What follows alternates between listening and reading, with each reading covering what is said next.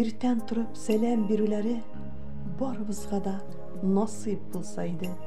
Dilek dilep dua kılışıga ferişteler emin deyip dursaydı. Tan kıyaşı bilen bäxit, şatlık her bir yurtqa kelip kirseydi. Ebi, babam deyip öz tilinde onuk kelip selam berseydi. Bayaz kökünü dara tütünleri bir kaşında kaplamasaydı.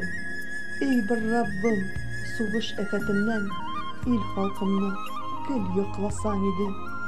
Mende kılgan barlık günahlarını gafu kılıp yorluqasan idi.